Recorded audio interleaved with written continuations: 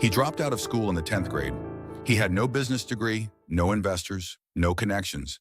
He had $2,400 and a name that happened to be perfect. In 1970, Harold came and opened a single discount store on Lansdowne Avenue in Toronto. The shelves held nothing glamorous. Children's clothing, plastic housewares, the kind of everyday things that families needed but couldn't always afford. Word spread the way it always does in working neighborhoods, quietly, honestly, from one kitchen table to the next.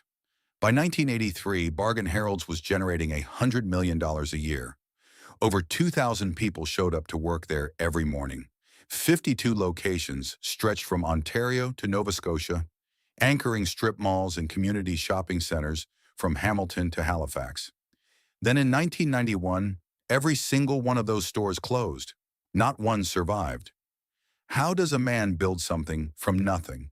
Something that genuinely served the people who had the least, and watch it disappear inside a corporate deal he never controlled?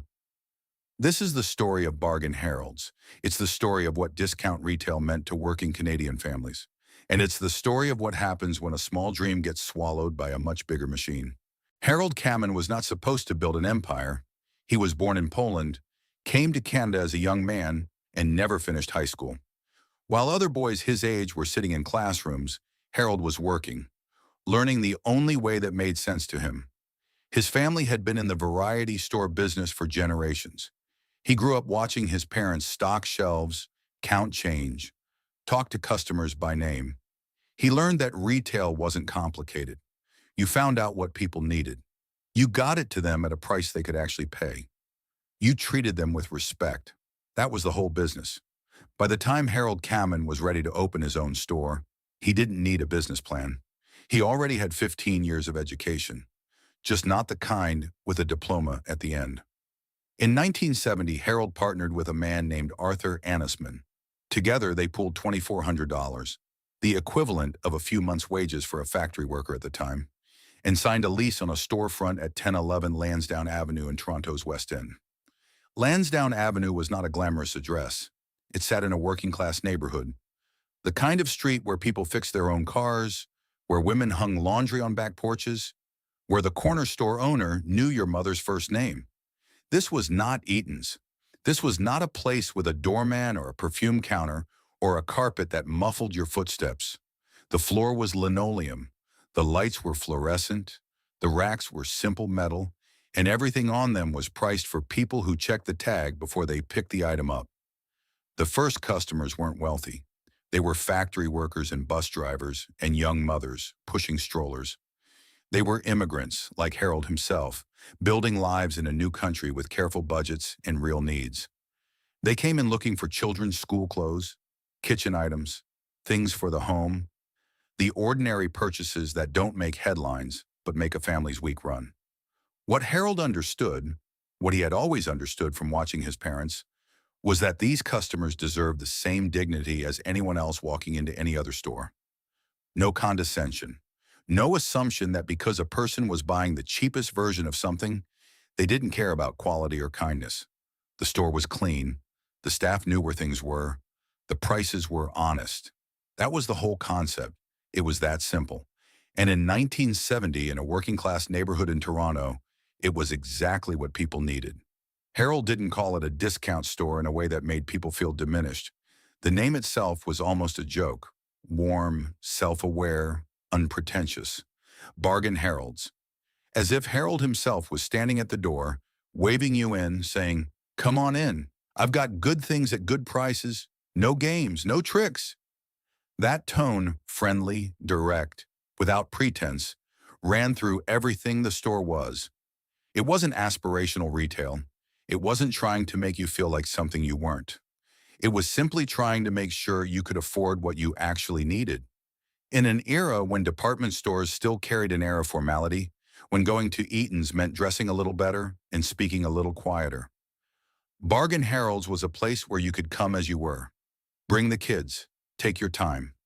Nobody was going to follow you around the store. The business grew steadily through the early 1970s. A second location, then a third. Each one planted in the same kind of neighborhood.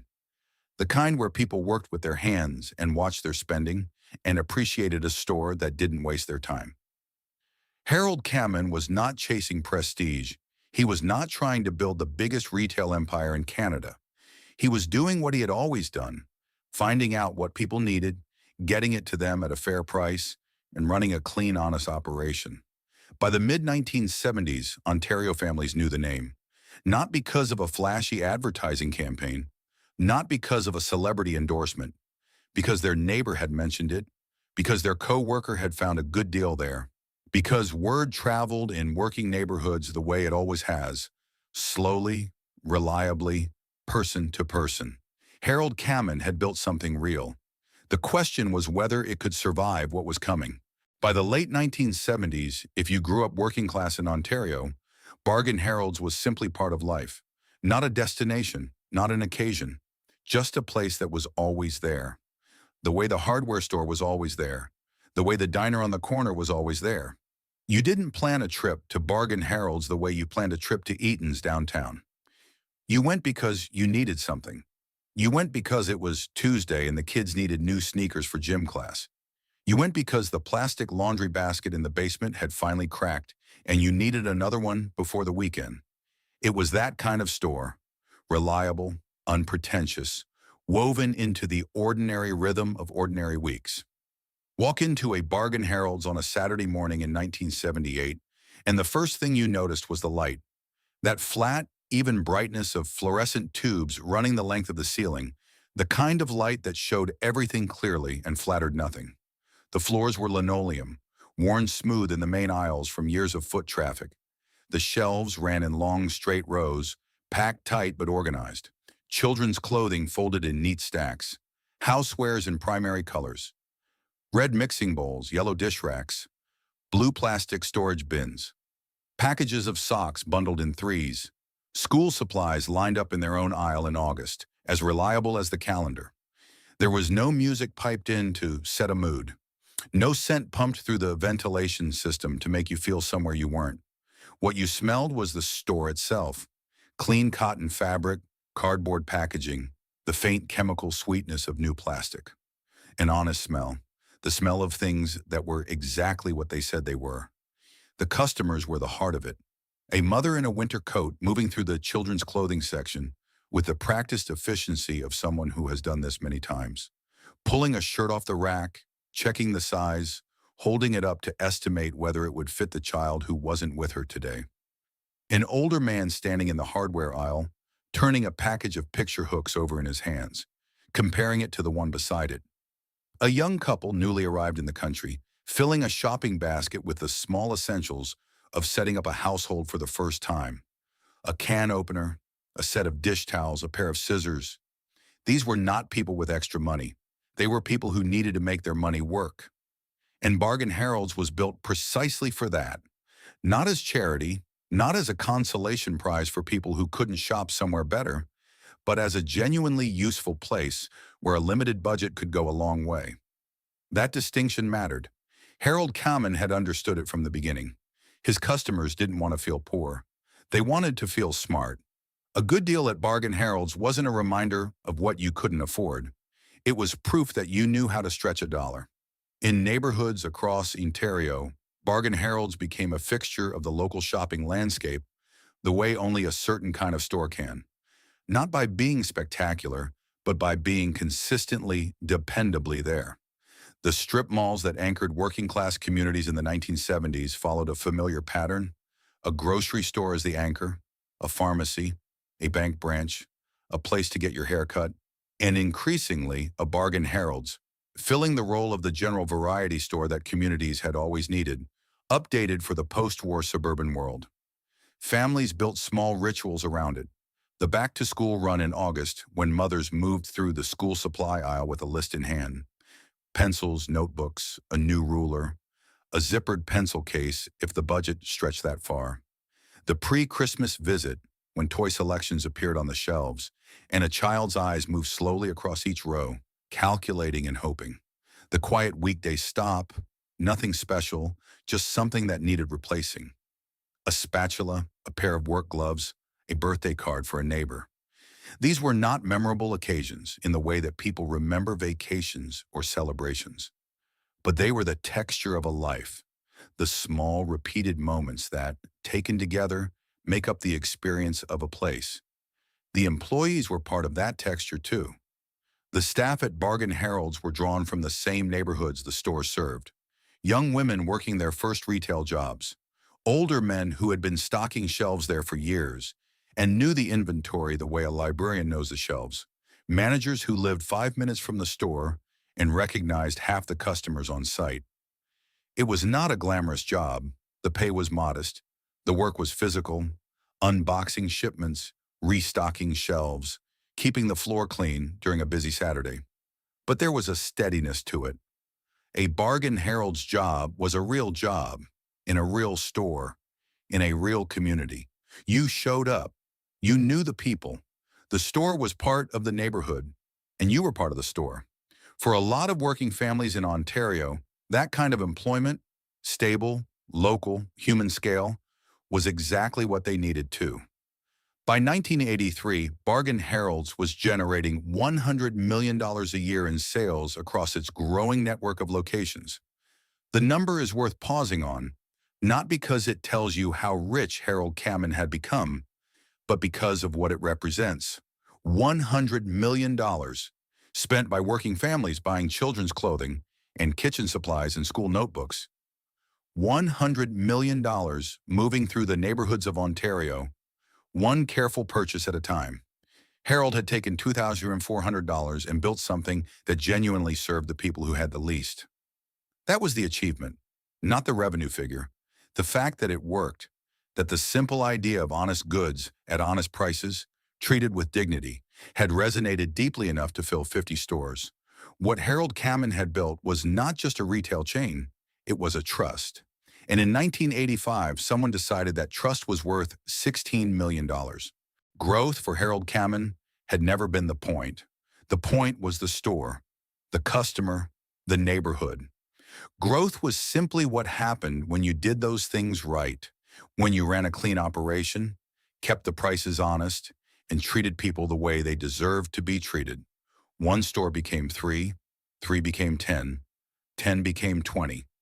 Not because Harold was chasing a number, but because the model worked and working families in Ontario needed what Bargain Harold's was offering. Through the late 1970s and into the early 1980s, the chain expanded steadily across Ontario, not in a blaze of corporate ambition, but in the measured, deliberate way of a man who understood his customer and didn't want to get too far ahead of what he could actually manage well. New locations followed a consistent logic: working-class neighborhoods, strip malls and community shopping centers, places where the local grocery store was already the anchor, where families did their weekly errands on foot or by bus, where a variety store that carried everything from children's socks to picture hooks to birthday candles filled a genuine gap in the community's retail landscape. Each new store looked and felt like the one before it. Same fluorescent light, same linoleum floors, same honest, unpretentious shelves. Harold was not interested in reinventing the experience with every new location. The consistency was the point. A customer who trusted the Bargain Harold's in Dundas could walk into the one in Hamilton and feel immediately at home. By the early 1980s, the chain had crossed beyond Ontario's borders. Locations appeared in Nova Scotia, in Halifax, Dartmouth, Truro, Glace Bay, New Glasgow, Sydney. Communities that had the same working-class character as the Ontario neighborhoods where Harold had started. The same customers, essentially. Different accents, different streets, same careful budgets, and same real needs. The store count climbed. 10 locations, 20, 30. By 1983, the year the chain hit $100 million in annual sales, Bargain Harold's had established itself as a genuine regional presence.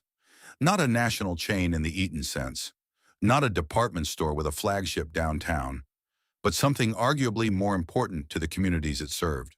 A reliable, accessible, affordable place in the neighborhoods where people actually lived. The employees who filled those new stores were hired from the same communities. A store manager in Halifax was a Halifax person. The staff in Truro were Truro people.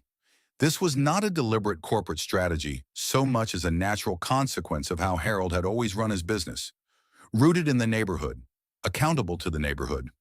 part of the neighborhood. But growth has a momentum of its own.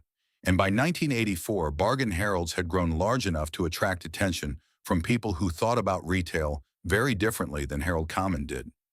The discount retail landscape in Canada was consolidating. Bigger players were circling. The question was no longer just whether Bargain Harold's could keep expanding. It was whether it could keep expanding fast enough to hold its position against the chains that were growing around it. Zellers was growing. Kmart Canada was growing. Byway was growing. The strip mall world that had been Bargain Harold's natural territory was getting crowded. Harold Common had built 52 stores. He had proved the model. He had earned the trust of hundreds of thousands of customers across 2 provinces. What he had not built was the infrastructure, the distribution systems, the purchasing leverage, the capital reserves that the next phase of growth would require. In 1985, Kmart Canada made an offer, $16 million for the entire chain, all 52 locations, the name, the inventory, everything Harold and Arthur Annisman had built from a $20,400 storefront on Lansdowne Avenue 15 years earlier. It is not difficult to understand why Harold said yes. $16 million was real money. He was not a young man anymore. He had spent 15 years building something from nothing, and someone was now telling him that something was worth $16 million. The Kmart offer came with promises, continued expansion, more resources, the backing of a major North American retail operation. Bargain Harold's, under Kmart's umbrella, would grow bigger and serve more people than Harold could have managed on his own. That was the argument, and on paper it was reasonable. What it didn't account for, what it couldn't account for perhaps, was the thing that had made Bargain Harold's work in the first place. The store had not succeeded because of its size or its capital structure or its distribution network. It had succeeded because of a set of values that Harold Common had carried from his parents' variety store into every location he had ever opened. Honest prices, clean stores, respect for the customer, accountability to the neighborhood. Those values were not written down in any contract. They were not an asset that could be transferred in a $16 million transaction. They lived in the decisions that Harold made every day. Decisions that after 1985, Harold Common would no longer be making. Kmart now owned the name, the stores, the leases, the inventory. What Kmart did not own, what could not be bought or sold, was the trust that Harold had spent 15 years building. That trust was about to be tested in ways nobody in 1985 could fully anticipate. There is a particular kind of store that a working-class community doesn't talk about the way it talks about a favorite restaurant or a beloved local landmark. It doesn't get written up in the newspaper. Nobody gives a speech about it at the Chamber of Commerce dinner. It simply exists, quietly, reliably, year after year, as part of the infrastructure of daily life. The place you went when you needed something. The place that was always open, always stocked, always priced the way you needed it to be priced. For hundreds of thousands of Ontario families through the late 1970s and into the 1980s, Bargain Harold's was that place. Not glamorous, not sentimental, just there.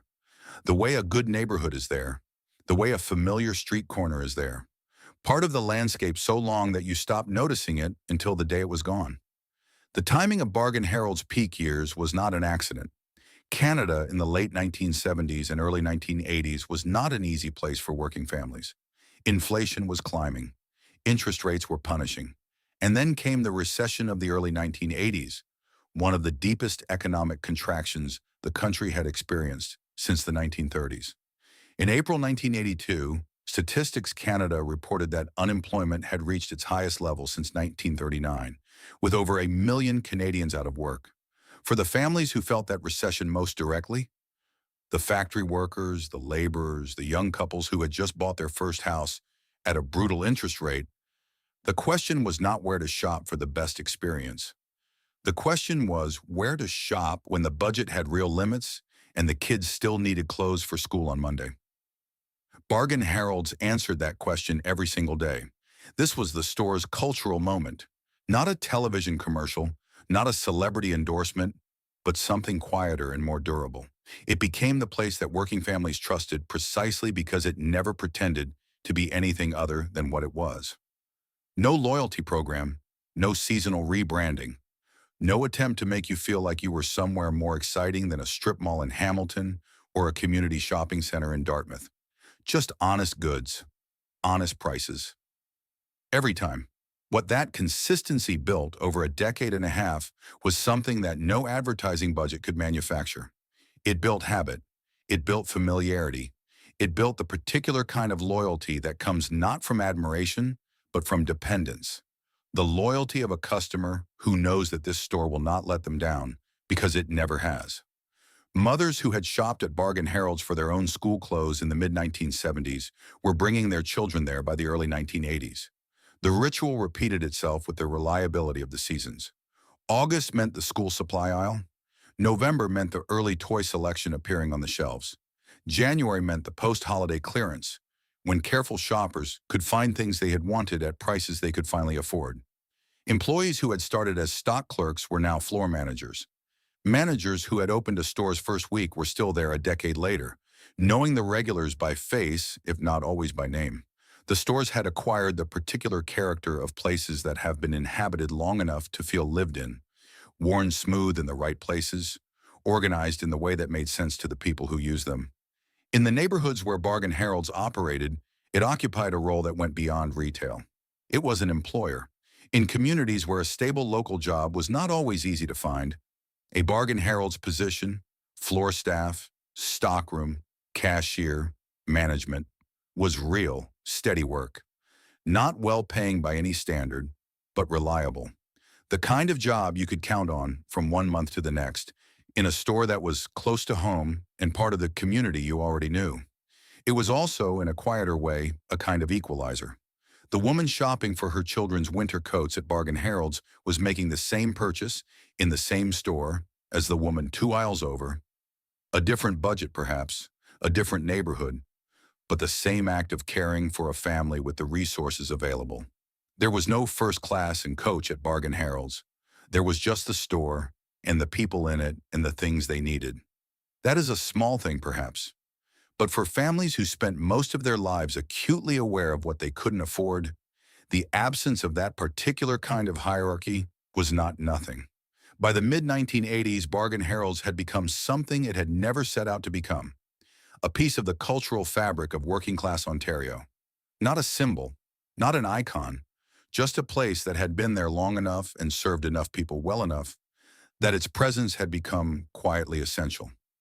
The kind of essential that you only fully understand when it is taken away. In 1985, Kmart Canada paid $16 million for that quiet essential.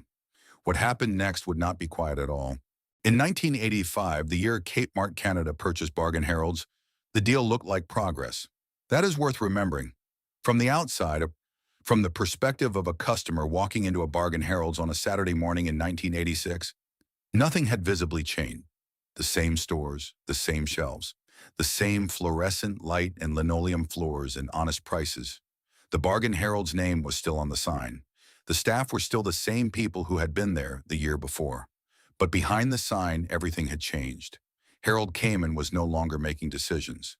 The man who had spent 15 years building this thing, who had chosen every location, set the tone for every store, understood instinctively what his customers needed and what they didn't, had cashed his check and stepped away.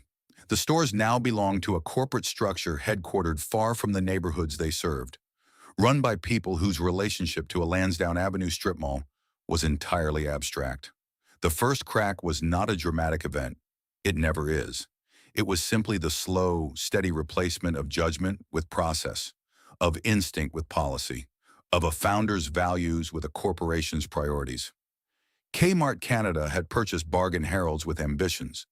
The plan was expansion, more locations, broader geographic reach, the kind of aggressive growth that Kmart's corporate structure was built to execute.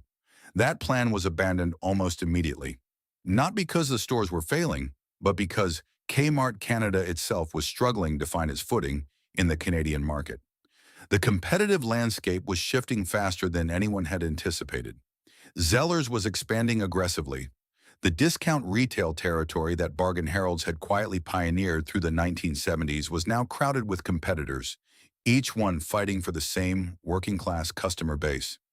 Inside that competition, the particular qualities that had made Bargain Harold's work, the neighborhood roots, the consistent character, the trust built over 15 years, were not assets that Kmart knew how to leverage. They were intangibles. They didn't show up cleanly on a balance sheet. What showed up on the balance sheet were lease costs and inventory turns and labor expenses. And so the stores began to be managed the way balance sheets get managed. The customers noticed before the corporate reports reflected it. It was never one big thing. It was always small things, accumulating slowly, the way a house begins to show its age, not in a single dramatic collapse, but in 100 minor details that each seemed forgivable on their own. A shelf that used to be restocked by Tuesday was now sitting half empty on Thursday. A product that had always been carried, the particular brand of school notebook, the specific style of children's sneaker, quietly disappeared and was not replaced with anything equivalent. The store that had always felt clean and organized began to carry the faint air of a place where the details were no longer being watched closely. For a loyal customer, these details registered as a vague unease before they registered as anything specific. Something feels different. Something feels slightly less careful, less consistent, less like the store that earned the trust in the first place. That feeling, once it takes root in a customer's mind, is very difficult to dislodge. Outside the stores, the world that Bargain Harold's had been built for was changing in ways that no amount of careful store management could have addressed. Through the late 1980s and into the early 1990s, the Canadian retail landscape was undergoing a transformation that would ultimately be irreversible. American retail was coming north, not as a trickle but as a flood. Big box stores, power centers, everyday low pricing structures backed by purchasing leverage and distribution technology that smaller Canadian chains simply could not match. In 1985, there had been only 10 American-based chain stores operating in Canada. By the early 1990s, that number was climbing rapidly, and the American chains arriving in Canada were not coming with the same model that Bargain Harold's had used. They were not neighborhood stores. They were not strip mall anchors. They were enormous, efficiently run, aggressively priced operations that could undercut every Canadian discount retailer on almost every product. The working-class customer, who had always shopped at Bargain Harold's because it was the most affordable option, was about to be presented with something more affordable.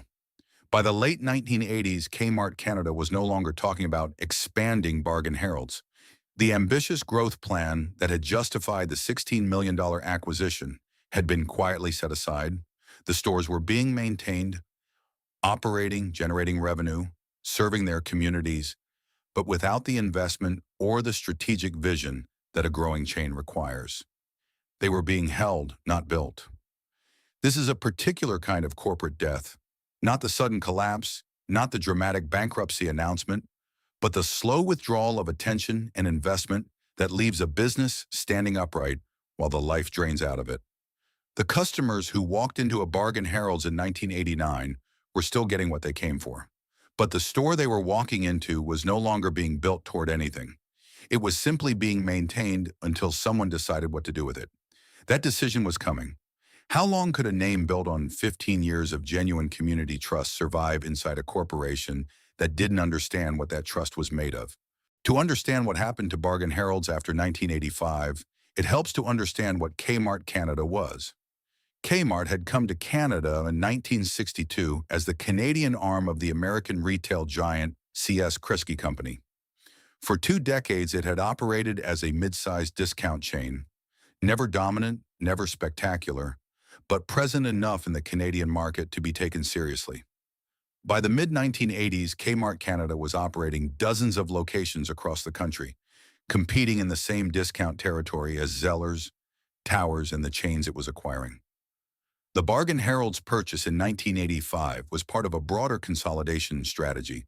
Buy up the smaller regional players, absorb their locations, expand the footprint. It was a logical corporate move, the kind of decision that looks sensible in a boardroom presentation and disastrous in hindsight. Because Kmart Canada was not a healthy company, buying a smaller, healthy company and making it stronger. Kmart Canada was a struggling company buying a smaller, healthy company and loading it onto an already unstable foundation. The $16 million paid to Harold Cammon did not come from a position of strength. It came from a corporation that was trying to grow its way out of competitive pressure, a strategy that works when the fundamentals are sound and fails catastrophically when they are not. Inside the stores, the consequences of that instability arrive slowly and then all at once. The investment that a retail chain requires to stay competitive, updated store layouts, refreshed inventory systems, staff training, maintenance, requires consistent capital. When a parent company is under financial pressure, that capital gets redirected. The stores don't collapse overnight. They simply stop being improved. The linoleum that needs replacing gets left another year. The inventory system that needs updating gets deferred another quarter. The staff hours that should be increased for the busy season get cut instead. Each individual decision is defensible on its own terms.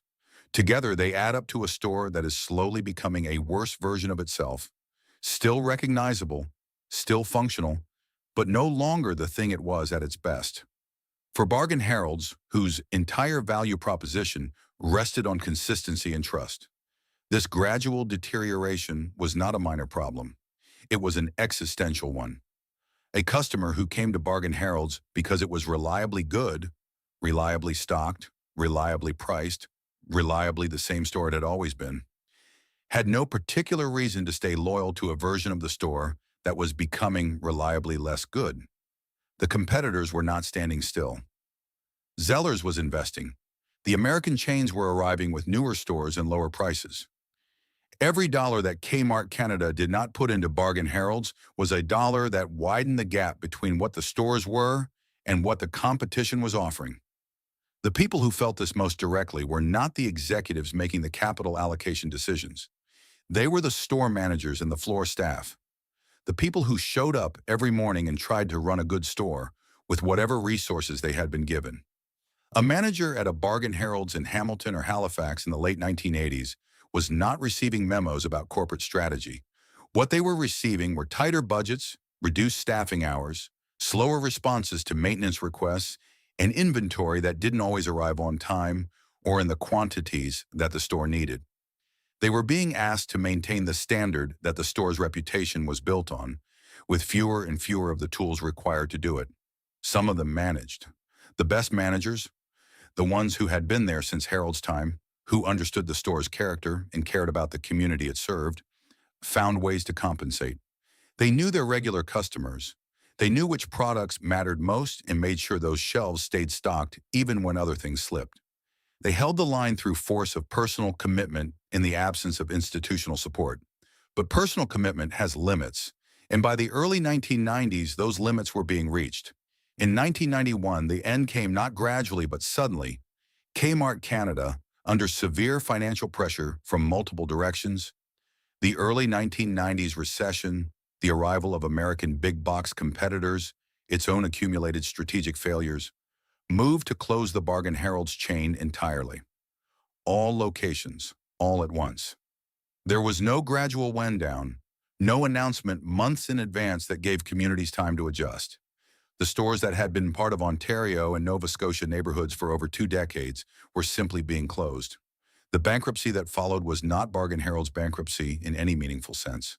The stores had not failed on their own terms. They had been absorbed into a corporate structure that failed, and they went down with it. The distinction matters, even if it made no practical difference to the employees who showed up to work one morning and learned that their store was closing. 2,000 people worked for Bargain Harold's at its peak.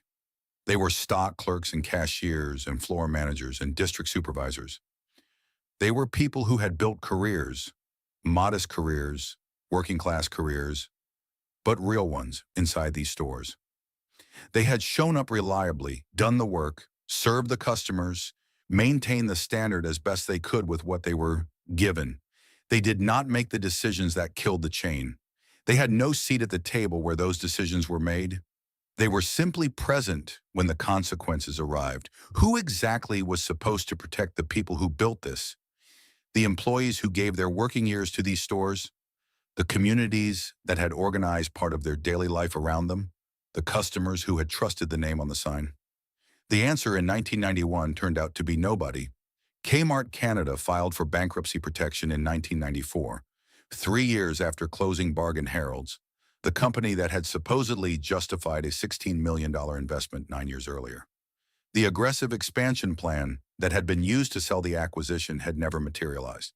The synergies that corporate logic had promised had never appeared. What had appeared instead was a series of quarterly decisions that slowly hollowed out everything that made Bargain Harold's worth buying in the first place.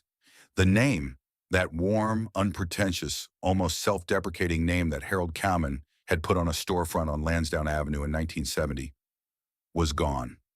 The assets were picked over. Some store locations were absorbed by other chains. The physical infrastructure of 52 stores, the leases, the shelving, the inventory, was distributed into the bankruptcy proceedings and disappeared into the machinery of liquidation. What could not be liquidated was what Harold had actually built. The trust, the habit, the 15 years of showing up reliably in neighborhoods that needed someone to show up, that could not be sold or transferred or acquired. It had simply existed, the relationship between those stores and those communities, and now it was gone. Harold Cowman lived until 2010. He was 82 years old when he died. He had built something real from nothing, sold it to people who did not understand what they had bought, and watched it disappear. There is no record of what he thought about that, but it is not difficult to imagine. The closing of a store is not a dramatic event. There is no explosion, no announcement that stops traffic, no moment that the city pauses to mark. A store closes the way most things end in ordinary life, quietly, incrementally, with a series of small signals that something is wrong before the final confirmation that it is over. At Bargain Harold's locations across Ontario and Nova Scotia in 1991, those signals arrived in the way they always do. Inventory that was not being restocked. Shelves that were thinning out and staying thin. Staff hours being quietly reduced. Managers who had been told very little, officially, but who understood from the pattern of what was happening that the pattern was not going to reverse itself. The customers noticed too. Not all of them, and not all at once, but the regulars, the ones who had been coming to these stores for a decade, who knew exactly where the school supplies were and which aisle carried the children's winter coats. They noticed. The store felt different. It felt like a place that was being wound down rather than maintained. It felt like a place that had already made its decision, even before that decision had been announced. When the announcement came, it came fast. All locations, all at once. The Bargain Harold's chain was closing. For the employees, the news arrived in the particular brutal way that corporate announcements arrive at the store level, through a manager who had been told by a district supervisor who had received the directive from above. Not a town hall, not a letter, not a conversation that allowed for questions or explanations. A fact delivered down the chain of command, landing on the floor of a store in Hamilton or Halifax or North Bay like something dropped from a great height. The people who worked those stores had not made the decisions that led to this moment. They had not been consulted about the Kmart acquisition. They had not been asked whether the expansion plan made sense. They had simply come to work every day, done their jobs as well as the available resources allowed, and built their working lives inside these stores. Now those working lives were ending without warning because a corporation they had never controlled had run out of runway. Picture the last weeks of a Bargain Harold's location in the fall of 1991. The clearance signs go up, red and white. Everything must go. The prices drop in stages, 10% off, then 20%, then deeper still as the deadline approaches. The shelves that were already thinning become skeletal. The merchandise that remains is the merchandise nobody wanted at full price. The odd sizes, the discontinued patterns, the items that had been sitting at the back of the stockroom for months. The regular customers come in. Some of them are there for the deals, the clearance prices on things they actually need, the chance to stock up before the store is gone. Others come for reasons that are harder to name. They walk the aisles the way you walk through a place you are saying goodbye to, slowly taking it in, aware that this is one of the last times. A woman who has been buying her children's school clothes here for 12 years stands in an aisle that is mostly empty now and holds a folded sweater she has no particular need for. She puts it in her basket anyway. It is not really about the sweater. A man who worked here for 7 years, started as a stock clerk, worked his way up to floor manager, is helping customers find what's left on the shelves, doing his job with the same care he has always brought to it, even now, even knowing that in 2 weeks there will be no job to do. The checkout lines are longer than usual. People are buying things they might not have bought otherwise, because buying something feels like a way of acknowledging what is ending. The cashier counts back change. The bags are the same bags they have always been. The receipt prints the same way it always did. Outside, the sign still says Bargain Heralds. For now, in the locations that had been anchoring strip malls and community shopping centers for 15 and 20 years, the closure left a particular kind of hole, not just in the retail landscape, though that was real.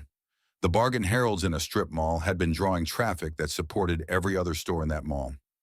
The pharmacy next door, the bakery 2 doors down, the dry cleaner at the end of the row. When the anchor store closes, the foot traffic that sustained those smaller businesses drains away with it. Some of them would follow, but the whole was more than commercial. It was spatial, it was social. These stores had been places where people went regularly, weekly in many cases. Places where you ran into your neighbor in the aisle and had a brief conversation about nothing in particular. Places where the staff knew your face and you knew theirs. The small, unremarkable social fabric of a neighborhood is made of exactly these kinds of encounters. In stores, on streets, in the ordinary overlap of shared daily life. When Bargain Heralds closed, that fabric tore a little. Not catastrophically, not in a way that anyone wrote about in the newspaper, but in the quiet, accumulating way that neighborhoods feel the loss of the places that organize their daily life. The locations themselves were absorbed into the landscape with the efficiency that empty retail space always demands. Some were taken over by other discount chains. Byway moved into several former Bargain Heralds locations. Zellers absorbed others. A few became the anchors for the next generation of strip mall tenants. The physical spaces, the same linoleum floors, the same fluorescent ceiling grids, the same loading docks in the back, continued to exist. They just stopped being Bargain Heralds. The name itself was briefly preserved in a different form. The bankrupt assets of the chain were acquired by Woolworth Canada, which used them as part of the foundation for a new discount store concept called the Bargain Shop. The exclamation mark was new. The connection to Harold Cameron's original vision was tenuous at best, a commercial descendant that carried none of the character of the thing it had come from. The Bargain Shop itself would eventually close in 2008 after its own long struggle against the same competitive forces that had overwhelmed its predecessor.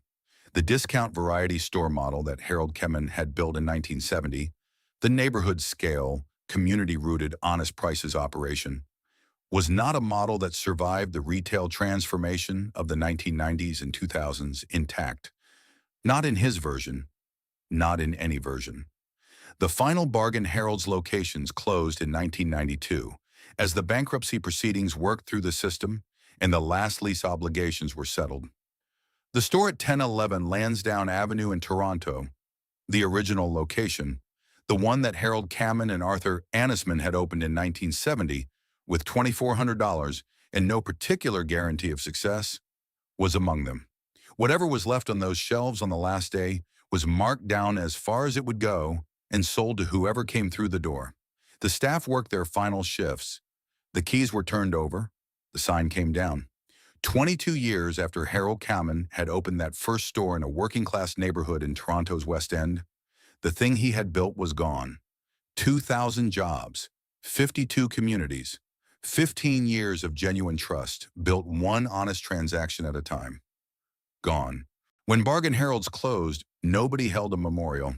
There was no front-page story in the Toronto Star marking the end of something that had served working families across Ontario and Nova Scotia for over 2 decades. No civic acknowledgement of what the chain had meant to the neighborhoods it had anchored. No recognition of the 2,000 people who had lost their jobs, or the communities that had lost a store they had organized part of their daily life around. It simply ended. And the world moved on with the indifference that the world always brings to the closing of ordinary places. Places that mattered enormously to the people who used them and barely registered to anyone else. That indifference is itself part of the story. The immediate aftermath followed the familiar pattern of retail collapse. The physical locations were absorbed quickly. Byway moved into several former Bargain Harold spaces. Zellers took others. A handful became home to the next generation of discount tenants. Dollar stores, close-out shops, the rotating cast of businesses that fill the spaces left behind when a real anchor store departs. The employees dispersed into the labor market with whatever they had accumulated. Modest savings, modest skills specific to a retail environment that no longer existed for them in the same form, and years of experience that a reference letter could document, but a new employer might not fully value. Some found comparable work at other chains, some did not. Some were close enough to retirement that the closure was an unwanted acceleration of a transition they had been planning. Others were nowhere near retirement and had to start over. There were no severance packages designed to acknowledge 2 decades of service. There were no retraining programs. There was the bankruptcy proceeding, the legal distribution of whatever assets remained, and then the silence of a closed case. Kmart Canada itself did not survive much longer. In 1994, 3 years after closing Bargain Harold's and 9 years after paying $16 million for it, Kmart Canada filed for bankruptcy protection. The aggressive expansion strategy that had driven the acquisition of Bargain Harold's had never materialized into the growth that justified it. The competitive pressures that had been building through the late 1980s had not been addressed by absorbing smaller chains. They had simply grown larger until the company that had done the absorbing could no longer carry the weight. The irony was precise and painful. Bargain Harold's had been a financially healthy operation when Kmart purchased it in 1985. It had been generating $100 million a year in sales. It had been trusted by its customers and embedded in its communities. It had been, by any honest measure, working. What killed it was not its own failure. What killed it was being purchased by a company that was itself failing and being dragged down in the collapse. The broader retail landscape of Canada in the 1990s confirmed what the Bargain Harold story had foreshadowed. The discount variety store model, the neighborhood scale, community-rooted, modestly sized operation that Harold Cammon had built, was not going to survive the decade intact. The forces arrayed against it were simply too large and too fundamental to be managed by any individual chain, however well run. Walmart entered Canada in 1994, acquiring the Woolco chain and converting its locations almost overnight. The scale of what Walmart brought, the purchasing power, the distribution infrastructure, the everyday low pricing model backed by systems that Canadian chains had never built, was not something that Zellers or Byway or any successor to Bargain Harold's could match. The working class customer, who had always shopped at Bargain Harold's because it was the most affordable option, now had a more affordable option. And that customer, whose budget had always been the determining factor, followed the price. Zellers survived until 2012 before its own collapse, making way for Target Canada's entry, itself a failure that lasted less than 2 years before retreating back across the border. The discount retail space that Harold Cammon had quietly pioneered in Ontario strip malls in 1970 had become, by the 2000s, a battlefield dominated by American giants, operating at a scale that made the original model almost unrecognizable. What do we lose when the places that served working families disappear, and nothing designed to replace them understands what they actually were? The Bargain Harold's that Harold Cammon built was not simply a discount store. It was a neighborhood institution that happened to be organized as a retail business.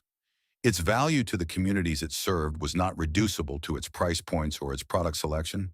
It was the reliability, the familiarity, the sense that this store was part of the neighborhood rather than simply located in it.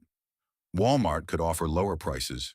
What Walmart could not offer, what no big box chain operating from a power center on the edge of town could offer, was the particular social texture of a store that had been part of a community for 20 years.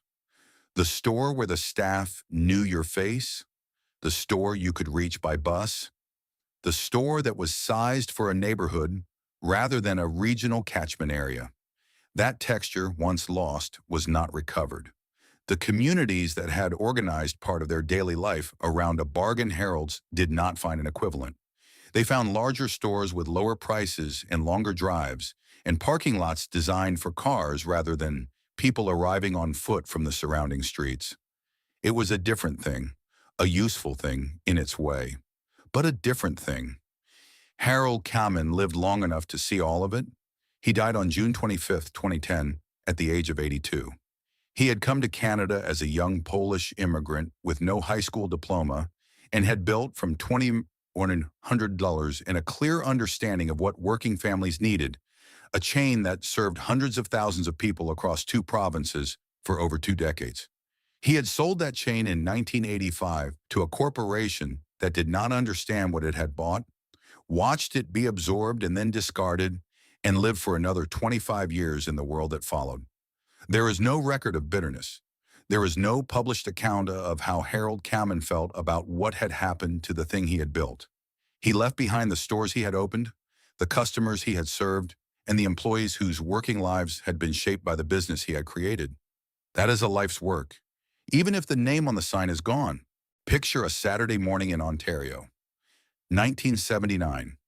A mother is getting ready to take her 2 children to Bargain Harold's. It is not a special occasion. There is no birthday, no holiday, no particular reason beyond the fact that the youngest needs new school shoes and the oldest has grown out of every pair of winter pants she owns. The mother has a budget in her head, a specific number, not flexible, the kind of number that requires decisions to be made carefully in the store rather than impulsively. They take the bus. Inside the store, the light is the same as it always is. Flat and even and honest, showing everything as it actually is. The children move ahead, the way children always move in stores, pulled by color and novelty toward things that are not on the list. The mother follows, not rushing them, steering gently toward the children's clothing section, where she knows exactly which rack carries the winter pants and approximately what they will cost. She finds the right size. She checks the seams. She holds the pants up and makes the calculation that mothers have always made. Will this last the season? Will this last 2 seasons?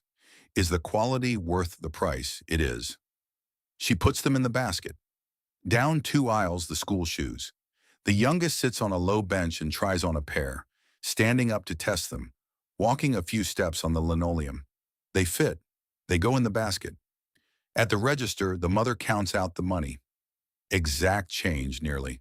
The cashier folds the pants carefully, places the shoebox in the bag, hands it across the counter with a brief smile. Outside the bus stop, the children carrying the bag between them. That is all. That is the whole story. That is what Bargain Harold's was. It would be easy to say that what Bargain Harold's represented was simply affordable retail, a place to buy things cheaply, a discount store that served its function, and then, when larger and cheaper competitors arrived, was replaced by them. That reading is accurate as far as it goes. It just doesn't go very far. What Harold Kamen built in 1970, what he carried forward from his parents' variety store, from his own experience as an immigrant building a life in a new country, was something more specific than affordable retail. It was a particular attitude toward the people who had the least, an attitude that said, your budget does not diminish you. Your need for a good price is not a character flaw. You deserve a clean store, honest prices, and a staff that treats you with the same respect as anyone else, walking through any other door in this city. That attitude was not common in 1970. It is not as common as it should be today. The working families who shopped at Bargain Harold's through the 1970s and into the 1980s were not looking for charity. They were not looking for sympathy. They were looking for a place that understood their reality and met them there, that made it possible to clothe their children and stock their kitchens and buy a birthday present for a neighbor, all within a budget that did not have room for error. Bargain Harold's made that possible, week after week, year after year, in strip malls and community shopping centers from Toronto to Halifax. It held a kind of space that communities need and rarely acknowledge until it is gone. The space where ordinary life, at an ordinary income, could be lived with dignity. The 2,000 people who worked there were not footnotes to a corporate story. They were the store. They were the ones who kept the shelves stocked and the floors clean and the prices honest. They were the ones who learned the regulars' faces and answered questions and made sure the children's clothing section was organized well enough that a mother on a tight schedule could find what she needed without wasting time she didn't have. They built something real, in the modest, unremarkable, essential way that real things get built, by showing up, doing the work, caring about the result. And what Harold Kamin gave them, and the communities they served, was a place worthy of that care.